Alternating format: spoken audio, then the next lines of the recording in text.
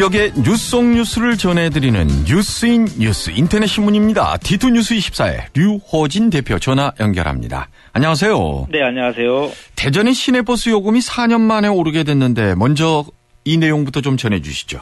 네, 어제 이 소비자정책위원회가 대전시에서 열렸는데요. 이 자리에서 시내버스 요금하고 또 도시철도 요금 그리고 공영주차장 요금 인상안이 심의가 됐습니다.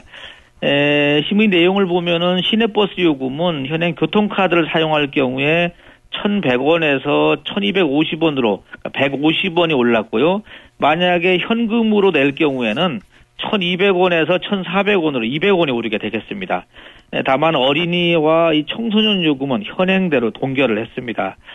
그리고 이 도시철도 요금도 마찬가지인데요. 현행 교통카드를 사용할 경우는 1,100원에서 1,250원으로 오르게 되고 현금을 쓰게 되면은 1,200원에서 1,400원으로 오르게 되겠습니다. 인상된 이 시내버스나 도시철도 요금은 고시 등 이런 절차를 거쳐서 7월 1일부터 적용될 예정입니다. 여기에다가 공영주차장 요금도 오른다면서요? 네, 공영주차장 요금은 좀 큽니다. 우선은 기본적으로는 요금 체계를 지금 15분 단위로 돼 있는데 이거를 10분 단위로 변경을 시켜서 주차 회전율을 좀 개선했다 이렇게 나오는데요. 1급지 요금을 보면은 시간당 지금 1,300원에서 1,900원으로 한 600원 정도가 오르게 되겠습니다. 2급지 같은 경우도 시간당 900원에서 1,300원 오르게 되는데요. 공영주차장 요금 체계는 2003년 이후에 12년 만에 좀 조정되는 것이라고 합니다.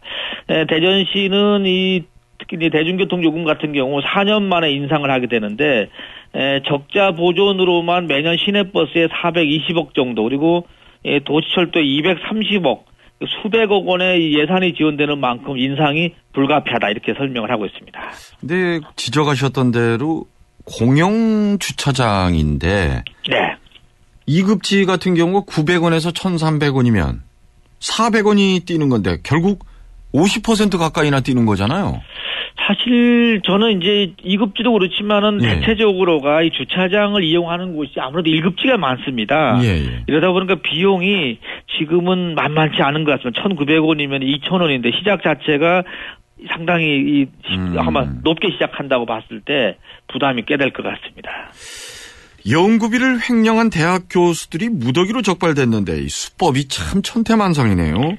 네, 그렇습니다. 감사원이 전국에 있는 12개 국립대학을 대상으로 해서 이 R&D 연구비 관리 실태를 감사를 했는데요. 총 19명의 교수가 적발이 돼서 징계를 통보했습니다. 감사 결과를 보면 지금 말씀하신 대로 이 교수들의 윤리의식을 지금 의심케 하고 있는데 몇 가지 설명을 드리면 이렇습니다. 충남대 한 교수 같은 경우는요. 연구에 참여하지도 않은 5명을 허위로 등록하고 한 6,400만 원 인건비를 빼내서 다른 연구 보조원한테 일부를 줬고요. 그리고 또 자신의 계좌로 이걸 가져와서 자녀들 등록금, 휴대폰 전화요금, 카드요금 개인적으로 사용한 것을 지금 알려지고 있습니다. 감사원은 이 교수에 대해서 파면을 요청을 한 상태입니다. 연구비로 아예 주식 투자까지 한 교수도 있다면서요?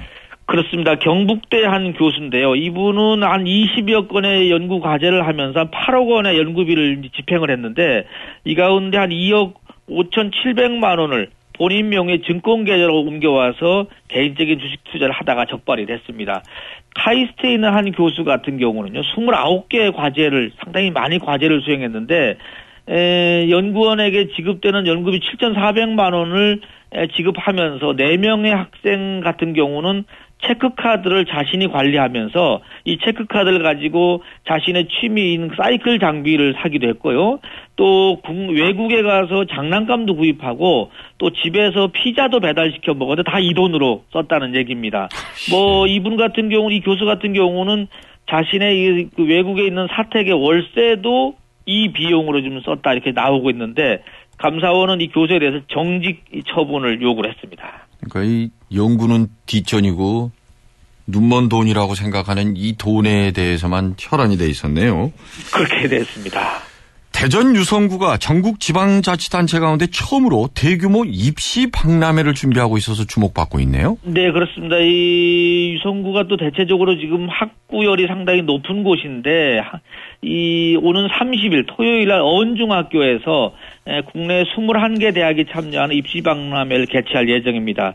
그동안에 보면은 몇몇 지방자치단체에서 뭐 입시 설명회라든지 또는 진학 상담회 이렇게 구분해서 많이 이제 개최를 했는데 유성구처럼 설명회하고 진학 상담 또 입학 상담이 동시에 이루어지는 건 이번이 처음이라고 합니다. 이번 박람회는 수도권에 있는 8개 대학하고요. 대전권에 있는 8개 대학, 또 충청권, 그러니까 건양대나 뭐 금강대, 충북대에서 5개 대학에서 모두 21개 대학이 참여하는데, 수험생과 학부모, 또 일선 교사들을 대상으로 한 입시 설명회도 하고요. 또 1대1 진학 상담 프로그램도 진행하는데, 모든 이 프로그램 참여자들은 그날 현장에서 신청을 하면 무료로 참여할 수 있다고 합니다.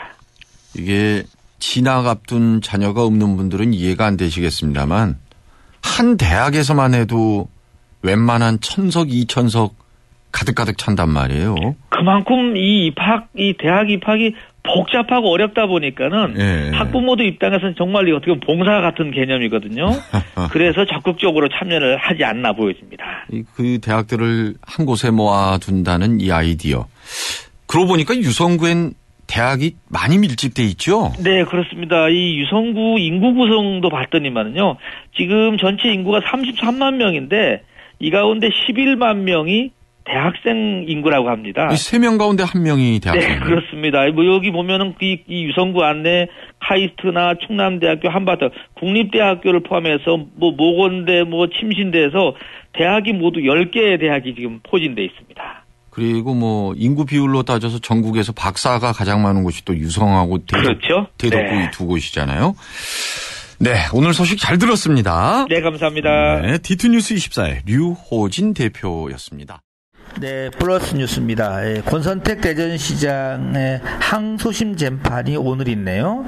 오늘 오전 10시 302호 법정에서 열리는데, 이 주목을 받는 것이 1심 재판부에서는 그동안 이제 포럼 관련 증거물들이 위법하게 수집됐다. 뭐 독수, 독방가, 독과 독수인가요?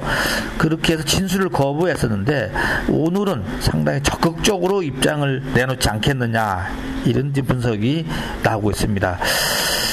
사실 뭐 이것을 위해서 법리 싸움을 위해서 헌법재판관 출신의 송인준 변호사까지 지금 변호인단으로 참여를 했는데요. 오늘 재판정이 그 어느 때보다도 뜨거울 것으로 예상이 됩니다. 대전시가 지난해에 이어서 올해도 시민을 대상으로 하는 자전거 보험에 가입을 했습니다. 시민 세금으로 가입을 했죠. 보험료 전액은 시가 부담하는데 대전 시민이면 누구나 자동으로 이 피보험자가 된다고 합니다. 자전거 타고 가다가 사망한다든지 장애를 입는다든지 또는 위로금, 진단 위로금이라든지 입원시 비용, 또 벌금일 경우 여러 가지 6개 항목에서 보장을 받는다고 합니다. 대전 시티즌이 또 소리가 나오고 있네요. 차기 감독 선임하는 과정에서 사장이 너무 독단적으로 결정했다, 이런 내용입니다. 그러면서 지역 언론에서는 대체적으로 특정 언론에만 보도가 이 특종이 나가는 것이 이렇게 될 수 있느냐, 이렇게 지금 볼멘 소리가 나오고 있네요. 대성학원에 대한 수사가 진행 중인데 차명 계좌가 발견이 돼서 이쪽 금융 전문가까지 좀 투입이 돼서 수사에 박차를 가하고 있다는 소식도 있습니다. 대전 방송 TJB가 백인의 기적이라는 프로그램을 신설했다고 합니다. 박범계 국회의원이요, 황교안 국무총리 내정자 인사청문회에 참여하게 되는데 저격수를 자처를 하고 있다고 합니다. 얼마나 제대로 쏘는지 지켜보는 것도 하나의 관전 포인트가 되겠습니다. 송성락 전 동구의회 의장이죠. 사실 지난 지방선거 때는 새정치민주연합 후보로 출마하려다가 경선에서 미끄러져서 출마까지 못했는데 새정치를 떠나서 새누리당에 입당을 했다고 하는 소식도 있습니다. 지금 서구의회가 또 조금 시끄러운 것이 이 박범계 의원이나 또 박병석 의원이 예산을 따온 것을 서구의회에서 제동이 걸리는 사건이 있었는데 좀 갈등이 깊어지는 것 같습니다. 뭐 황토길 사업 예산도 따왔는데 제동이 걸렸다고 하네요.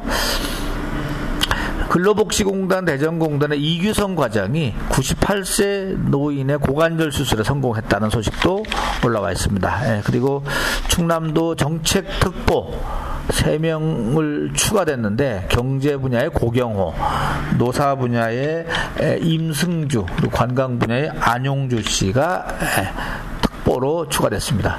세종경찰서 장영무 경위가 현장의 영웅에 선정이 됐다고 합니다.